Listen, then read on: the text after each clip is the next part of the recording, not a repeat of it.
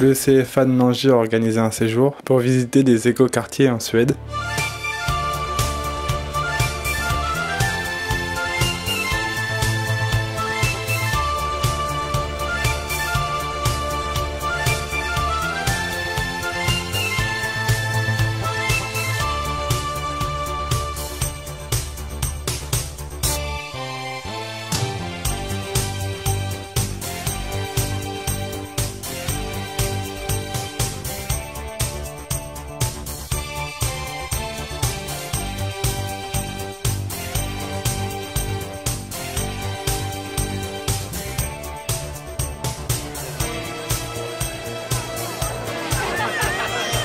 Les électriciens gardent leurs lunettes de soleil, bien sûr. Toujours en intérieur. Voilà, etc. En intérieur, ça sert toujours les lunettes de soleil. Alors, prêt pour le vol?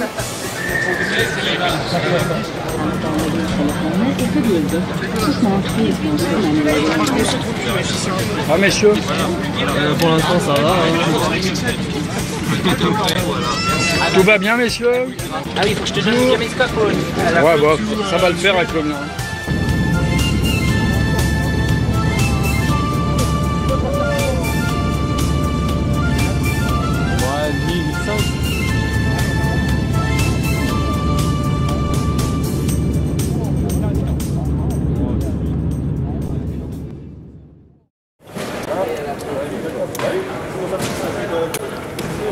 On va la voir.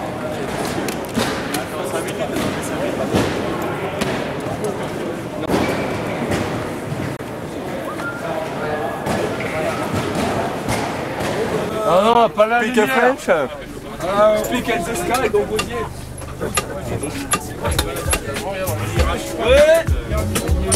Il fait froid là.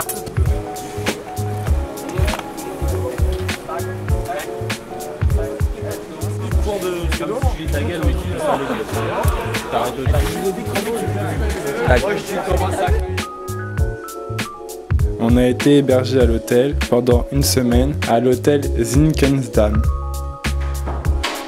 Tout va bien? La nuit s'est bien passée? Alors comment va ce matin? As you had a good night? Donc tu as eu du mal à t'endormir. C'est ça, j'ai eu du mal à m'endormir. J'ai eu très chaud au départ. Et finalement. Alors j'ai vu quand même le chauffage, c'est que des colonnes d'air chaud. C'est génial. Allez, allez, rendez-vous dans la salle là. Bon, première arrive en retard, ça commence bien. Vous n'êtes pas en retard, vous avez dit 30? 20, vous êtes en retard. Donc monsieur Boivin vous attend. Mais non, on n'est pas en retard, monsieur. On a rendez-vous à 8h20, messieurs, ponctualité. Il est 22, si on compte un décalage horaire léger, on est à l'heure.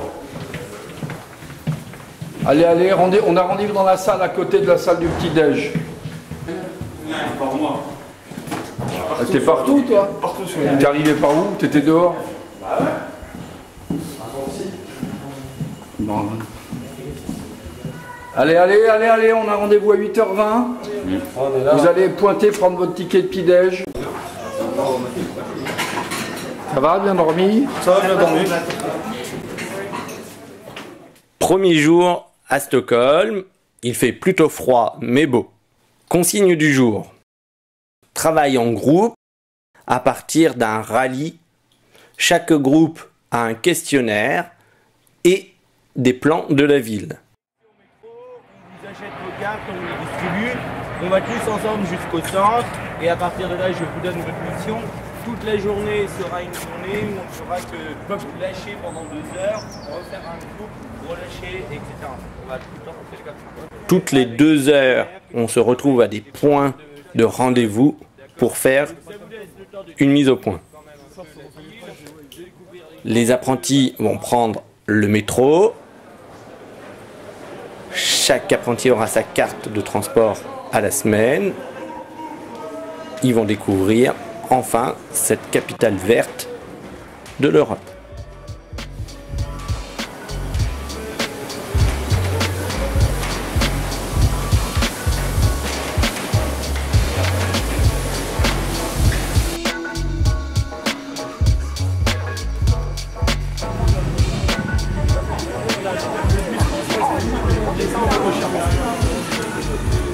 d'être tous dans la même rame. Et...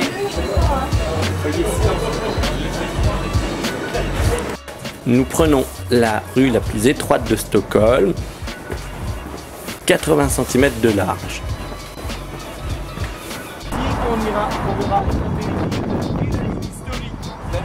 Mise en place des groupes pour la visite de Gamla stan, le cœur de la ville de Stockholm.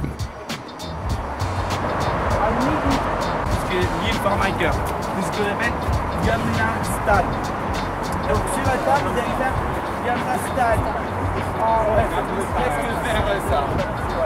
Gamla stan, vous allez le faire seul, en groupe, faites recycler les groupes. Vous allez avoir un plan, un questionnaire, quelque chose de particulier.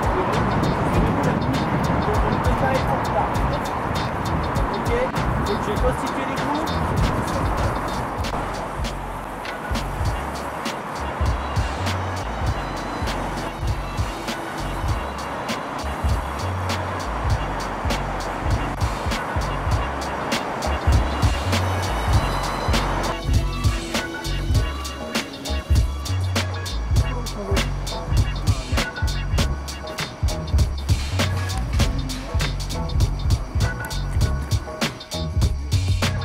Point de rendez-vous avec les apprentis derrière la Bibliothèque nationale de Suède.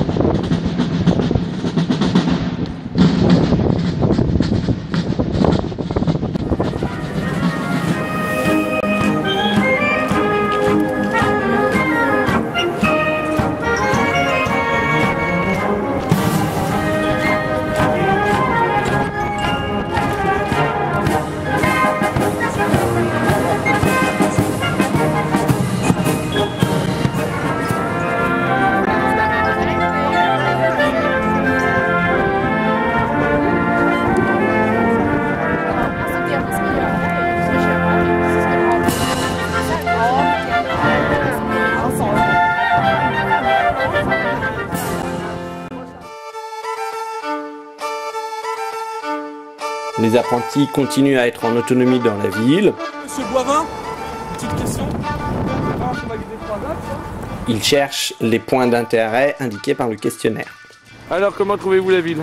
Ah, c'est pas mal. C'est beaucoup en pente quand même. Hein. C'est beaucoup en pente. C'est joli, j'ai mal au pied là. Vous avez mal aux pieds? Non, ça va pas. C'est beau. C'est beau. Vous avez vu l'église là quand même? Elle est magnifique. Tout est payant en fait ici. Chaque monument est payant. Bon, on vous laisse finir le questionnaire. Nous, on vient juste de commencer. Bah, bonne visite. Hein. Nous, on a organisé la suite du voyage. Nous, on travaille. Est-ce qu'après on peut aller manger autre part si on a encore faim? Ah bah ça vous On en verra après. De toute façon, là, vous avez vos paniers repas.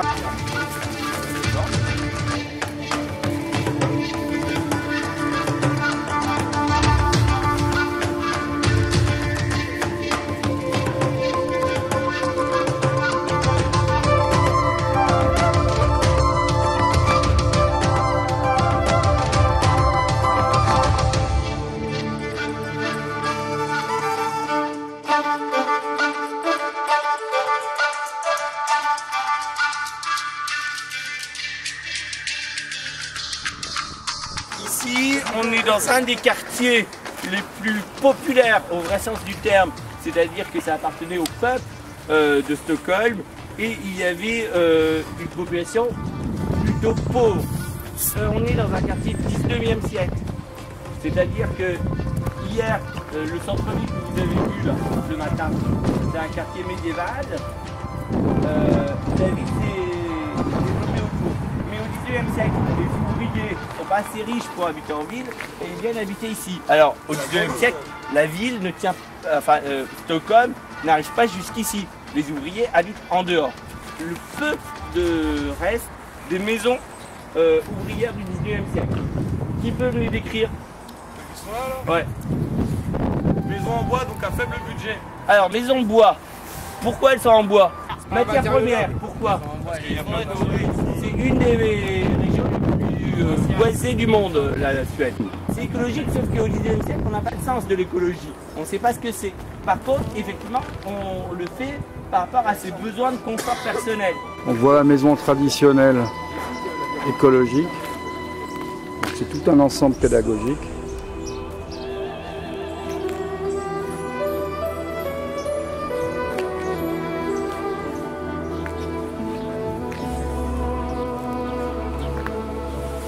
Avec le petit jardin derrière la maison, pour l'autosuffisance alimentaire.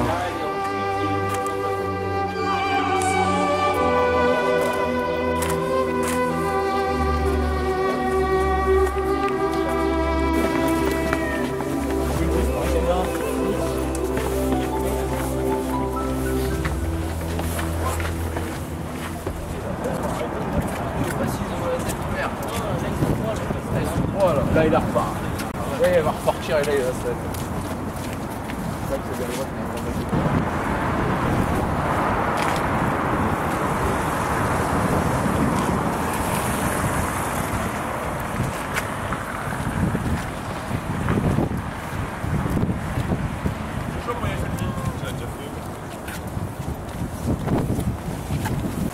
On ne marche pas sur les pistes cyclables. Ouais, vous aussi alors. Ah, mais c'est moi de là,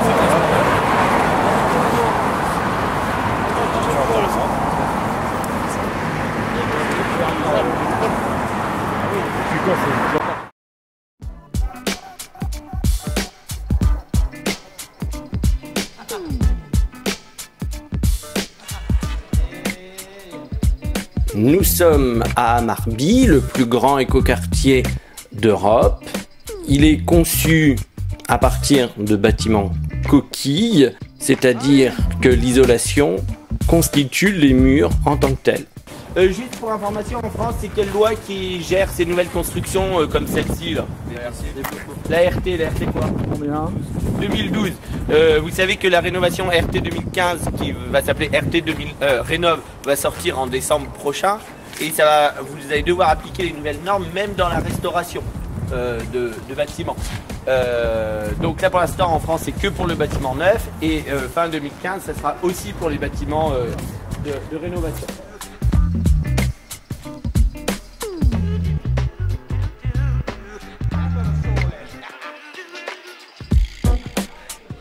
Plus de la moitié des matériaux utilisés sont recyclés. Cet écoquartier est entièrement chauffé par le recyclage des déchets. Des isolants efficaces, roches de verre et roches de laine. Watts de cellulose aujourd'hui pour les nouveaux bâtiments qui sont de l'autre côté. Le bâtiment vert notamment qui est magnifique. Alors, pour avoir ce genre de bâtiment qui soit efficace, il faut qu'il soit sur pilotis. Là, on ne les voit pas, ils sont cachés souvent par un sous-bassement. Et il faut une couche d'air entre le sol et le premier plancher. Donc, quelque chose de très efficace, très peu de béton. Et le parement que vous voyez, par exemple, là, on a l'impression que c'est un crépi. En fait, c'est un parement à partir de produits recyclés. 80% des matériaux utilisés ici sont des matériaux recyclés. Le but aussi, c'est de produire le moins de déchets possible. Par exemple, la passerelle que vous avez là est une passerelle en acier qui n'a besoin de aucun traitement pendant plus de 100 ans.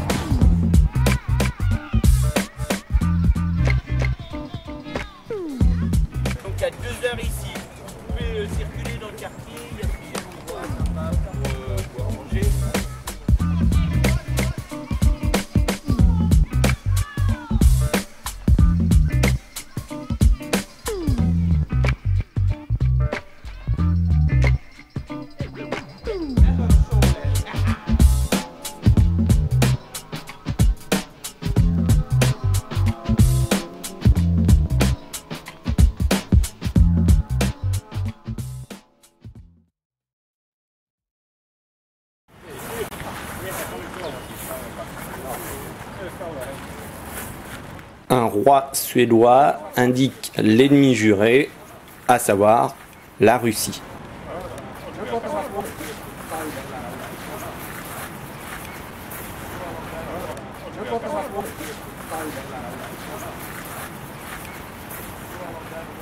Alf Chapman, c'est le monsieur qui était le spécialiste, le grand spécialiste des bateaux. C'est lui qui dessinait les bateaux, c'est celui qui les faisait fabriquer après pour l'armada suédoise. Et là, on a récupéré un bateau d'un gréement qui servait à se battre.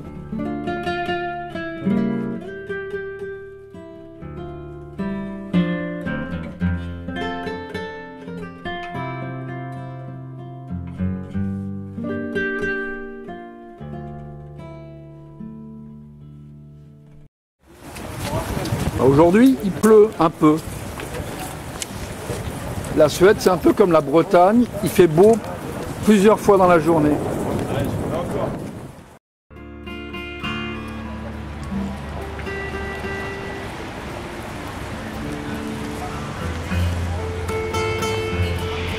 Donc il s'agit ici du mémorial, retraçant d'un point de vue artistique l'histoire des déportés qui sont partis de la Suède.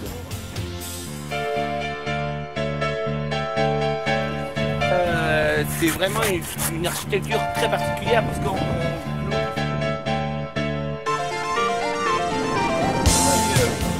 Nous entrons dans la citadelle, ancienne place forte qui défendait l'entrée de la ville jusqu'au 19e siècle.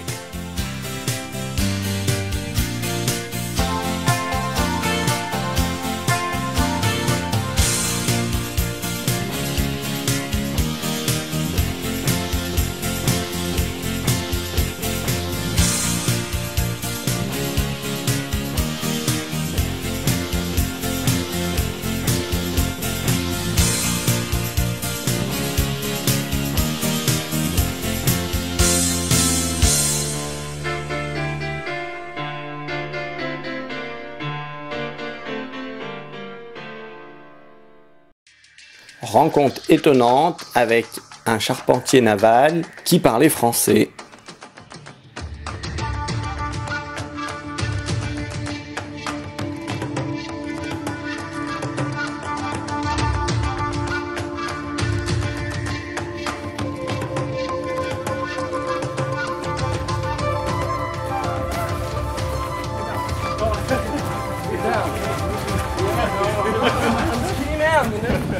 Okay. One. Okay, ready? 1, 2, 3. Ah! Yeah. This inside, Jeff. J'ai retapé un plat-bord de 8 mètres de long, une grosse pièce. Et après j'ai embarqué sur l'autre bateau en métal, le Rara à vis, et je suis passé ici. J'ai fait un gros tour dans la Baltique. Et là je suis à Scholarmore, c'est une école qui est à Guérande. Ah, Guérande, ouais, je connais bien, ouais.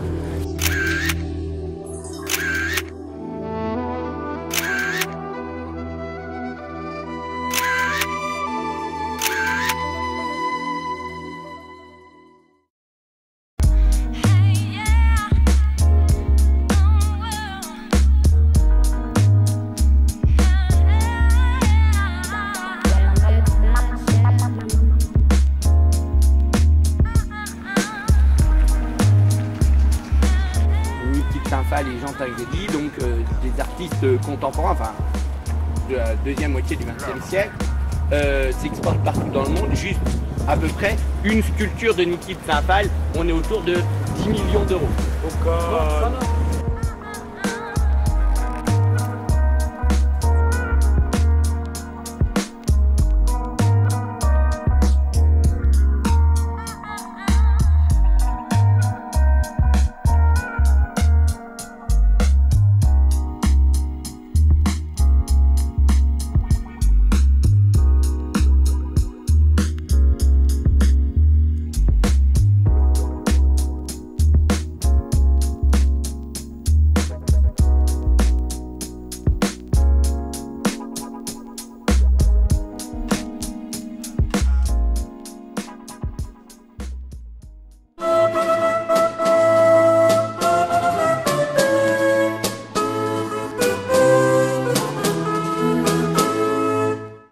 Le musée Vasa est un musée maritime situé à Stockholm, ouvert depuis 1990.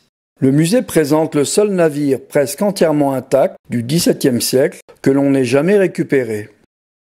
Après un séjour de plus de 3 siècles dans les eaux saumâtres à la sortie du port, la coque fut renflouée le 24 avril 1961.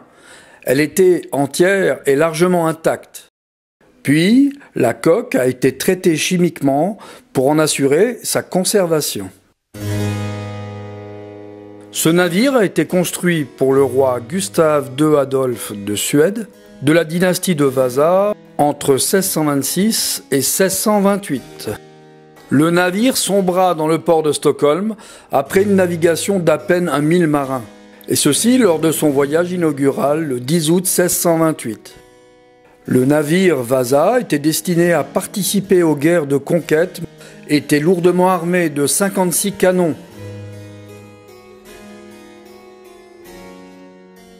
Les raisons du naufrage sont à chercher dans la structure même du bâtiment. Le bâtiment était trop lourd dans les hauts et pas assez en bas. Il n'a pas été assez lesté.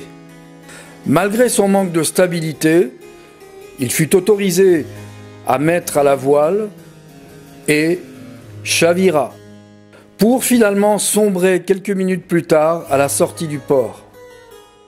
Les spécialistes de l'archéologie sous-marine retrouvèrent des milliers d'objets ainsi que les restes d'au moins 25 personnes. Les objets et le navire lui-même ont apporté aux historiens une somme de connaissances sur les techniques de la guerre et de la construction navale de l'époque.